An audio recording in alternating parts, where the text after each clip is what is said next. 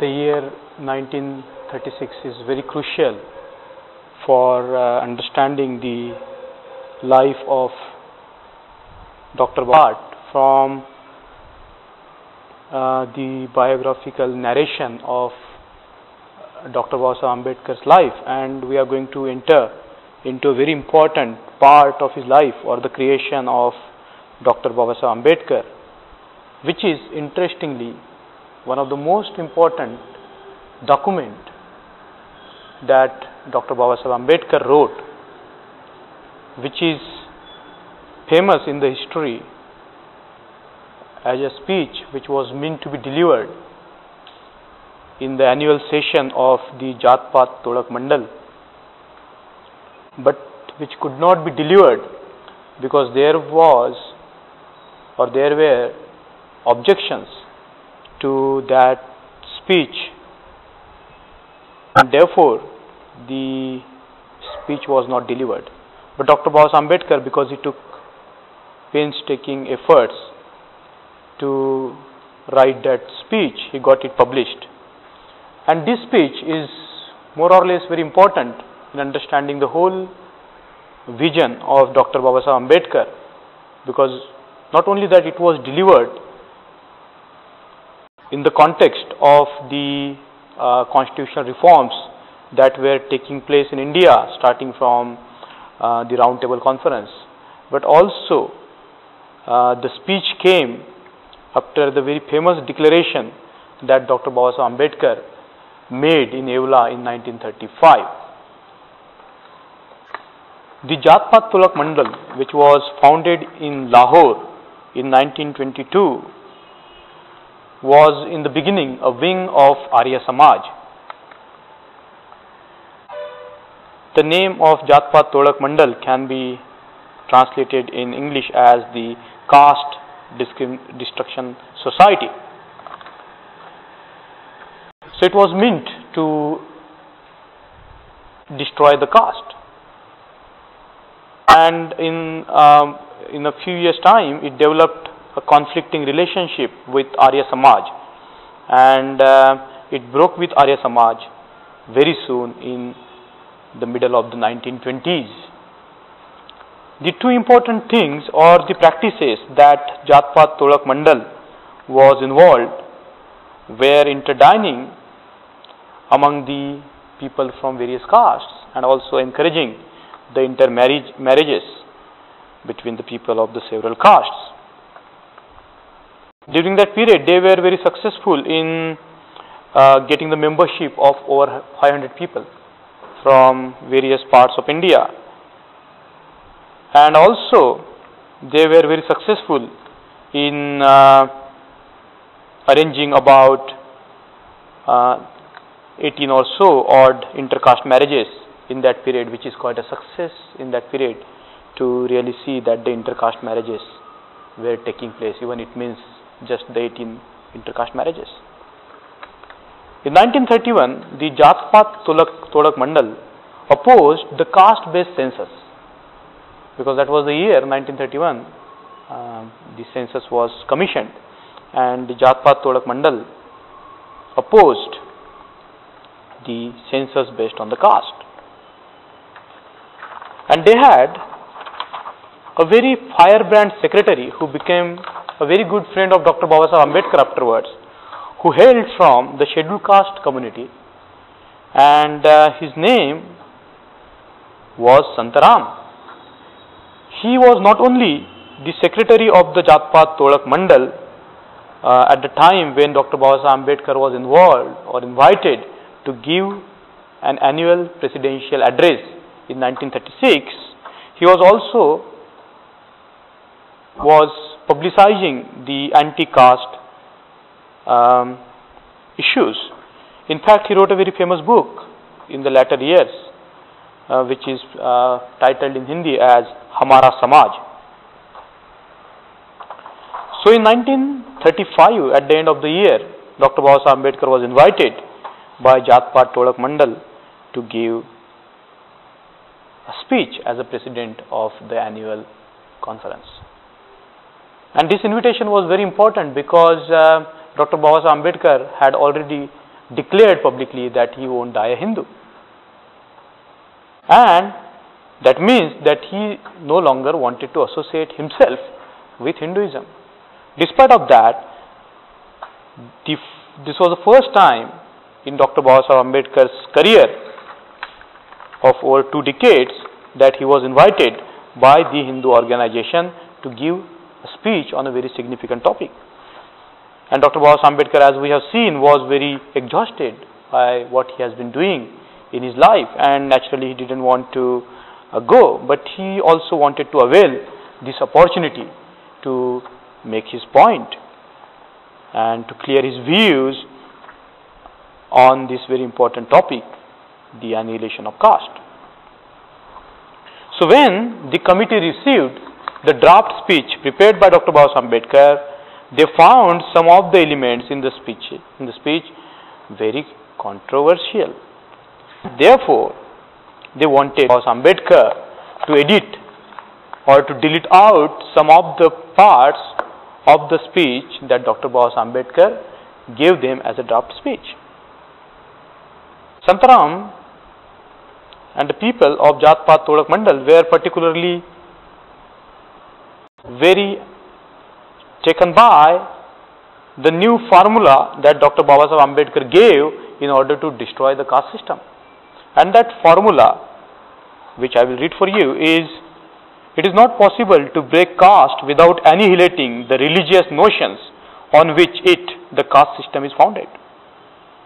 And Dr. Babasaheb Ambedkar was asked to explain at length what does it mean, so that this idea can be taken to the press and platform, because the executive committee did not find this formula very convenient. However, despite of the explanation that Dr. Babasaheb Ambedkar gave, Dr. Babasaheb Ambedkar was not invited to the annual conference which was to be held in the middle of 1936. And before that, Dr. Babasaheb Ambedkar had formulated a rule that he will not take part or any part in a movement which is carried on by the caste Hindus. Because, according to Dr. Babasaheb Ambedkar, the position that they took or the point of views that they had were altogether different or even contrary to Dr. Babasaheb Ambedkar's own position on the issue of the annihilation of the caste.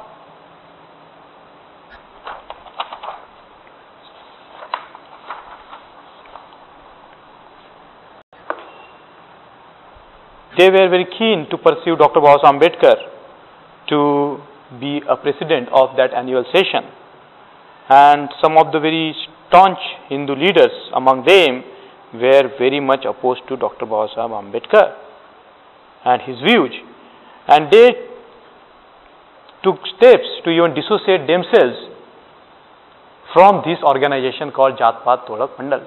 But as I said in the beginning, that Santaram was the secretary, who was a very firebrand activist. And despite of all this opposition, Santaram was ready to go ahead and invite Dr. Babasaheb Ambedkar. But then in the end, it could not happen, and Dr. Babasaheb Ambedkar, when he publicized the speech, he thought that one of the major concerns of the organizers might be that Dr. Babasaheb Ambedkar participated in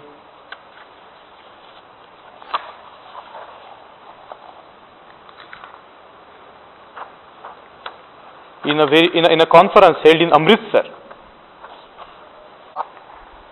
and he wrote in a letter to the people of Jat Pat Todak Mandal that I have reasons to believe that my presence at the Sikh Prachar conference held at Amritsar has had a good deal to do with the decision of the committee.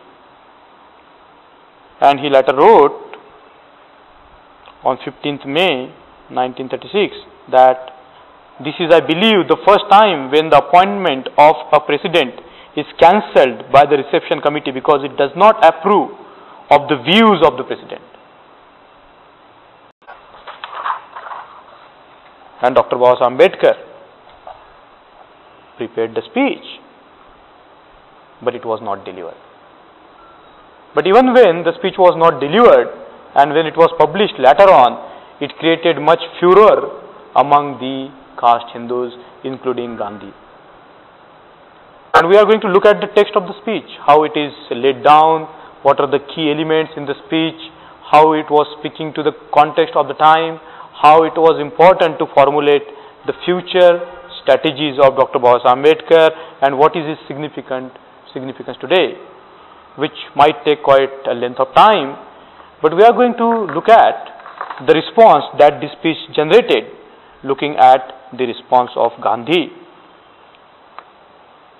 So when this speech was published as a small booklet, Gandhi responded in his newspaper called Harijan, which was founded after the Communal Award in 1932. And in the edition of July 11 to 1936, Gandhi replied to certain elements in the speech that Dr. Baba Ambedkar gave.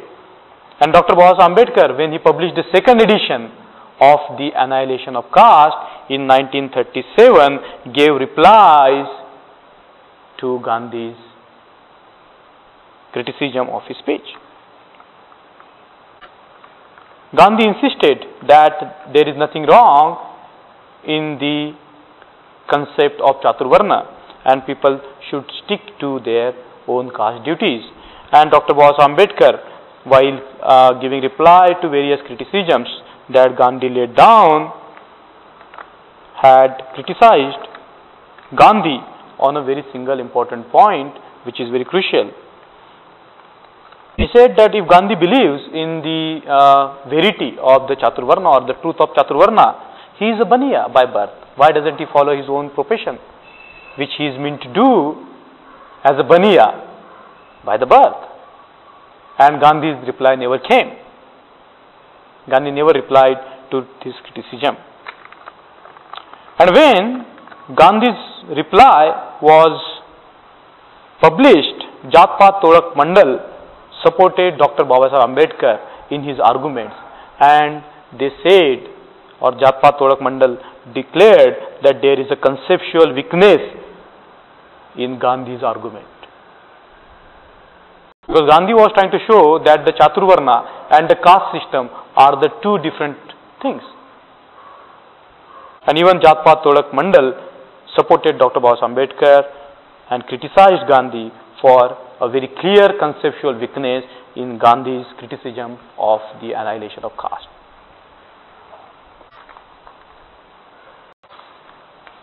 So now we are going to actually look at the structure of the text of annihilation of caste and very important elements in this speech. Or when the speech was published as a booklet,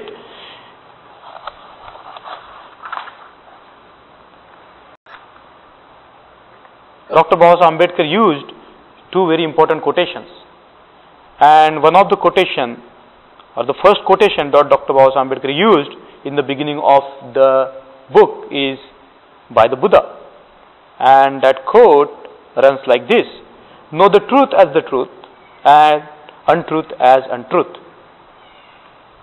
So the Buddha's exertion that to know the truth as truth, to know the truth as truth is not only important, but it's also important to know untruth as untruth.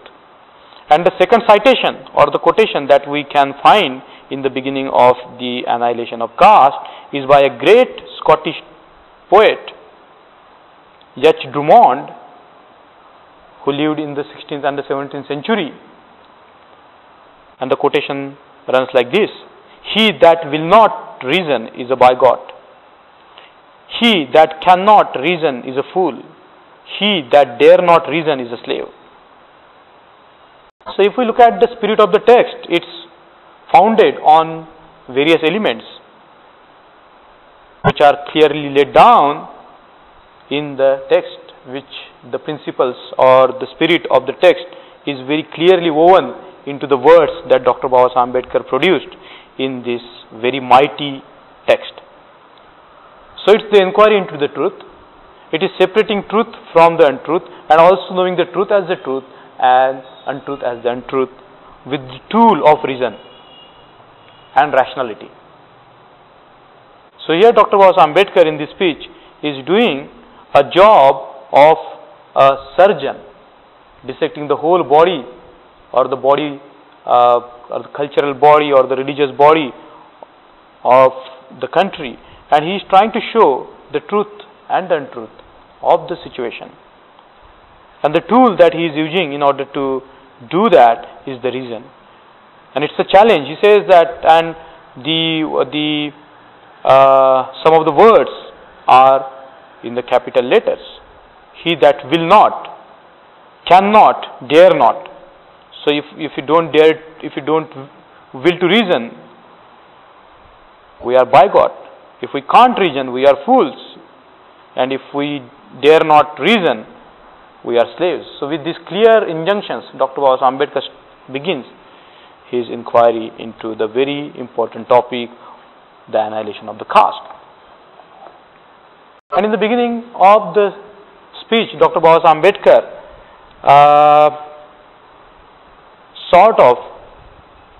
this speech is clearly laid down into 4 or 5 areas. The first is understanding the caste, but not understanding the caste just from the historical perspective, but from the contemporary episode that were taking place in India all over. So it is not just the explanation of the caste system based on the history, but based on the contemporary events that were taking place that time. Then it enters into the area of how various people are responding to this crucial question of the annihilation of caste, including the political parties, including the religious organization, so on and so forth.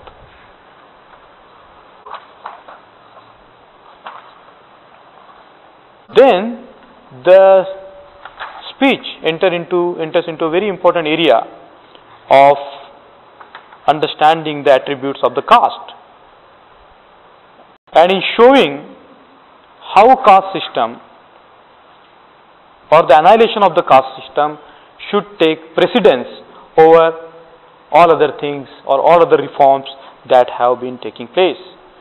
And after defining the various ills of the caste system, Dr. Babasaheb Ambedkar enters into a very important area showing what is the constructive side of the society.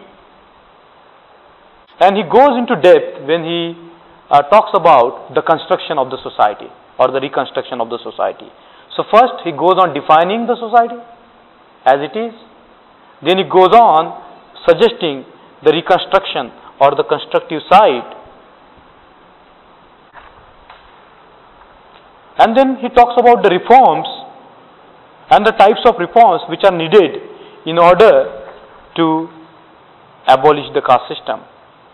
And when he talks about the social reforms that are to be made in order to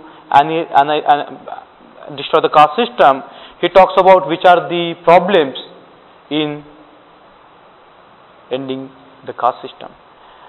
And with a very reasonable skill, with a very important skill, he breaks down the problems and understand why the caste system exists. And he pinpoints to a very important factor that the caste system exists above all with all different regions and primarily due to the Hindu Shastras. And then he goes on defining the word called Hinduism. And then he shows with various arguments that Hinduism is not a religion, but it's the system of laws. And after showing that Hinduism is not a religion in a strict sense of the word religion, he shows that it's a system of laws, it's a system of social codes. He goes on to show how those codes can be changed by bringing in new laws. And he very practically gives several points in order to change the laws which are detrimental to the society. He also gives options as to how these laws which are coming from the ancient times can be changed. And also he shows how these laws which are flowing into the present from the past are the enemy of the present.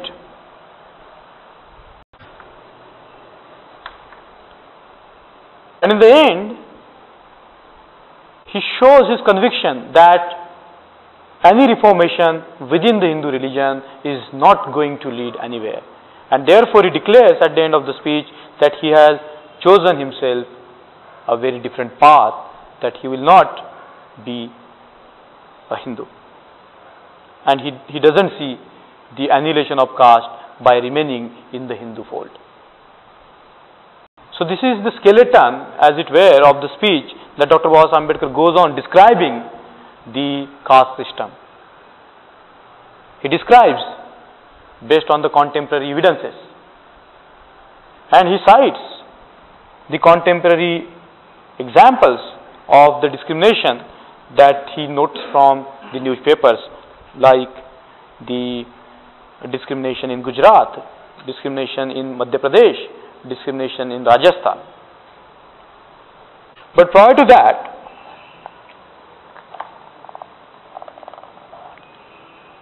he tries to show that the Indian elite have taken the political reforms as the most important thing, and the social reforms are reduced to nothing. And he went into the history of the Indian National Congress as to when the Indian National Congress was formed, how there was a group of people who were very keen on social reformation. But that group of the social reformers was defeated by the political reformers. But even when he studies the social reform movement within the Congress fold, he finds that they have not taken up the issue of annihilation of caste, but they have taken up the issues of annihilation of or the destruction of the social evils, which are no evils compared to the caste system. So when Umesh Chandra Banerjee in the Allahabad Congress session, in his speech in 1892, declared that the political reforms will have the precedence over the social reforms. And I am going to read what Dr. Baba Saheb Ambedkar has quoted. I for one have no patience with those who saw we shall not be fit for political reform until we reform our social system. I fail to see any connection between the two. Are we not fit for political reform because our widows remain unmarried and our girls are given in marriage earlier than in other countries? Because our wives and daughters do not drive about with us visiting our friends? Because we do not send our daughters to Oxford and Cambridge? Question mark. And then there is the cheers. So it is not just the intellectual speech that we can see, but if we read it very carefully, it's a satire on the thinking of the Hindu mind. It's a political critique. The speech itself, though it runs into less than 100 pages, the speech itself is so powerful that it's a political critique, it's a social critique, it's a cultural critique, it's a philosophical critique by Dr. Baba Saheb Ambedkar of the present Indian context. So he says that even if the Congress or Umesh Chandra Banerjee has agreed that the political reforms should have precedence, Dr. Baba Saheb Ambedkar goes on in the part of his speech criticizing the view of Umesh Chandra Banerjee and of the Congress. So he goes on relating various incidences of atrocities that are committed against the people from the lower caste. So he goes on quoting the case of untouchables who were required to carry an earthen pot hung in his neck wherever he went for holding his spit, lest his spit falling on earth should pollute a Hindu who might unknowingly happen to tread on it. And then he goes on to recent facts. So he cites a report of the Times of India, and he shows that how a group of Hindus practiced tyranny upon the Balayas, an untouchable community in central India. And the caste Hindus had laid down their own laws in order to suppress the Balayas in the central India. So according to the laws of the caste Hindus, that's in 1928, the Balayas must not wear gold-lace bordered paglis. They must not wear dhotis with colored or fancy borders. They must convey information of the death of any Hindu to relatives of the deceased, no matter how far away these relatives may be. And this atrocious laws passed by the caste Hindus of the central India runs into 8 rules.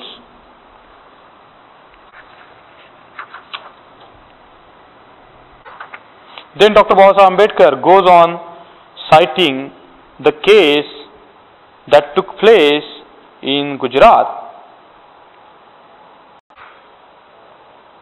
in which the Hindus of Kavita ordered the untouchables not to insist upon sending their children to the common village school maintained by government. And then he goes on citing another case in the same state of Gujarat, in the village of Zanu. And that happened in 1935, just 1 year before the speech or the booklet was written. So untouchable women of well-to-do families started fetching water in metal pots. The Hindus looked upon the use of metal pots by untouchables as an affront to their dignity and assaulted the untouchable women for their crime. The crime committed according to the Hindus. Then he goes on citing a case or a report from the village Chakwara in Rajasthan, where the whole party or the feast which was arranged by the untouchables was spoiled by the Hindu caste people because the host used the ghee in preparing the food for the feast, and the whole feast was spoiled by the caste Hindus. So after stating these facts of the existence of the social evil of the caste system, Dr. Babasaheb Ambedkar raises a few questions to the political minded Hindus who are so thirsty for the political power, as we have seen from the proceedings of the Round Table Conference.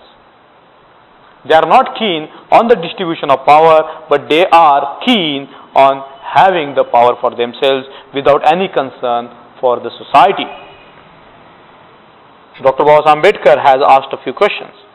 Are you fit for political power even though you do not allow a large class of your own countrymen like the untouchables to use public school? Are you fit for political power even though you do not allow them the use of public wealth? Are you fit for political power even though you do not allow them the use of public streets? Are you fit for political power even though you do not allow them to wear what apparel or ornaments they like? Are you fit for political power even though you do not allow them to eat any food they like? And Dr. Babasaheb Ambedkar says that he can go on asking a string of questions like this, but he halts there and then he says, I'm sure no sensible man will have the courage to give an affirmative answer. Every congressman who repeats the dogma of Mill, a famous philosopher, English philosopher, that one country is not fit to rule another country, must admit that one class is not fit to rule another class. And with this argumentation, Dr. Baba Ambedkar demolishes the myth that the political reforms should take precedence over the social reforms. But he doesn't stop there. He goes on at the depth of the problem, and he says that without the social and religious reforms, the political reforms cannot take place.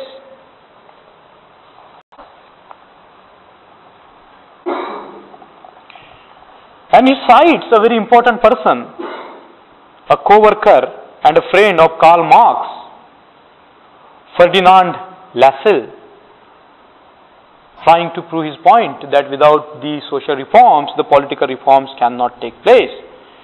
And he quoted Lassalle. The constitutional questions are in the first instance not questions of right but questions of might. The actual constitution of a country has its existence only in the actual condition of force which exists in the country. Hence, political constitutions have value and permanence only when they actually express those conditions of forces which exist in practice within a society. So, if we understand the spirit of this quotation, it's very easy to point out that the political reforms or even to have the enlightened constitution is not enough. But it's very important to have the forces which will contribute to bring out the spirit of humanity. And then he takes us away from Prussia or Germany. And then he comes back to the contemporary issue of the time when the communal award was reduced to mockery by the Congress and Gandhi. So the context of the speech is also the Constitution or Constitution, the mini Constitution of India, the Government of India Act 1935. So he raises a very important question at this juncture. What is the significance of the communal award with its allocation of political power in defined proportions to diverse classes and communities? And he says, in my view, its significance lies in this, that political constitution must take note of social organization. Now, it's a very important statement which Dr. Baba Ambedkar made, that political constitution must take note of social organization. So he says that the political reforms without taking into account the social reality of the country are no reforms. Because as we can see from the proceedings of the roundtable conferences and the discussion that ensued, that the Congress were trying to argue in favor of the political constitution without taking into account the social constituents. So he says that the communal award or the representation that the Indians have got after the 1932 is in reality the victory of the social reforms. Now it's a very subtle argument which Dr. Baba Ambedkar has put in, and he has tried to show the primacy of the social reforms vis-a-vis the political reforms. And he says that the communal award of 1932 is the victory of the social reforms in India. And then he goes on citing the cases throughout the world about how the religious and the social reforms have led to the political reforms, and I am going to cite a few of them. So he talks about Martin Luther, who founded the very important branch in Christianity, the Protestants. And according to Dr. Baba Ambedkar, his movement led to the political consolidation or political freedom of Europe. Then secondly, he talks about Puritanism, which was a religious movement in England, led to political liberty in England. And this very movement led to American independence. Puritanism. Then he talks about Arab, how the Arabs in the Middle East consolidated their power based upon the religious movement that has taken place prior to the Arabs' rise of power, and the religious movement is naturally the Islam founded by Prophet Muhammad. Not only that, but he goes on citing the examples from the Indian history as to how the social reforms and the religious movements have led to the political reforms, and he cites the case of the Maurya Empire as to how the Maurya Empire was built after the Buddha, how the Sikh came into the political power after the revolution that Guru Nanak launched, and how Shivaji came into the power, could get the political power after the movement that were launched by the Marathi saints.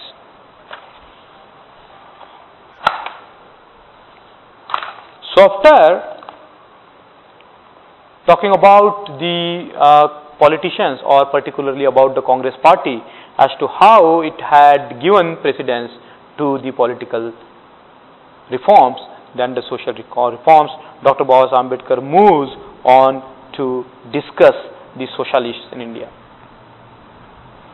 And he says that the socialists in India try, like the socialists elsewhere, interpret the Indian history from the economic point of view, and he says, Dr. Baba Saheb Ambedkar says that the socialists in India are wrong, because the very Indian example shows that the power of the religion is more profound than the power of the economy. So he says that even in India, the rich man will worship the fakirs and the sadhus who are very poor. And he gives a very important example from the history of the world, and that's from the Roman Empire, which was divided into two groups, the patricians and the plebeians. And they had a very different religious system, and that religious system was controlled by the patricians. And it happened so that the plebeians, because of the elections, also got the political power in the Rome. But the patricians, they had a deity called the Oracle of Delphi. They had a deity or goddess called the Oracle of Delphi. And the plebeians were cheated by trickery by the patricians. So whatever the issue you have, whatever mundane issue you have, it has to be finally settled by the Oracle of Delphi, which was a goddess. So the patrician said, okay, you get the electoral power, that's fine, we can share the power with you, but let's ask the goddess. Let's go to the goddess and ask the Oracle of Delphi as to what's her view of you getting involved in the governance. So when they went to the Oracle of Delphi, the goddess could not speak, and the patricians tricked the plebeians, saying that the goddess is not in favor of you having the political power.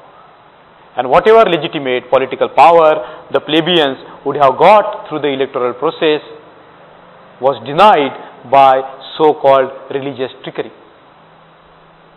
by the patricians.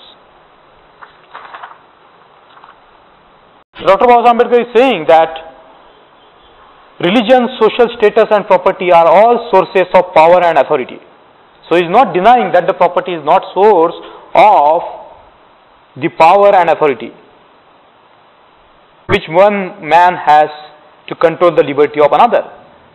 One is predominant at one stage, the other is predominant at another stage. That is the only difference. And by this line of reasoning, he attacks the socialists of India.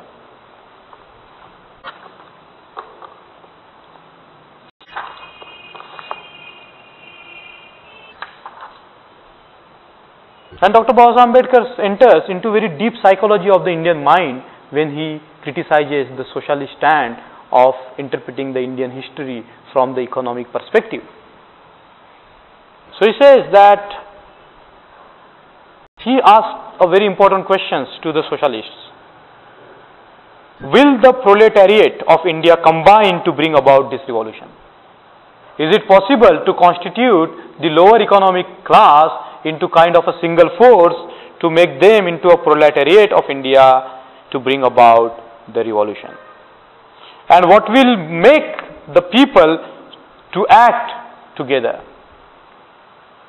So he says that in order for the people to come together, there is a need of feeling of equality and fraternity.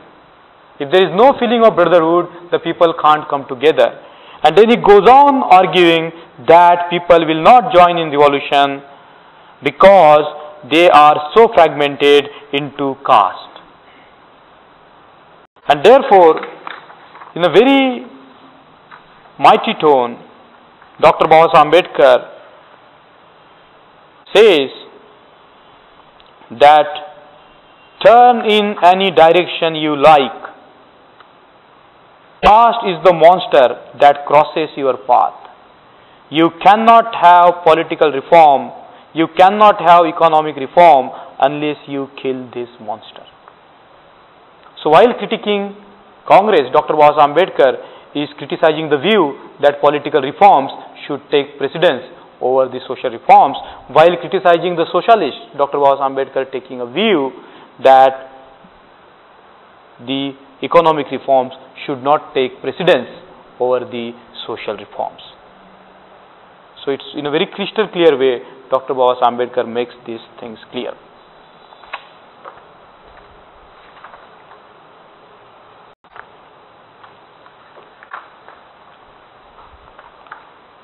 So this is for today. In the next lecture we will focus more on how Dr. Baba Ambedkar takes on the defenders of the caste system.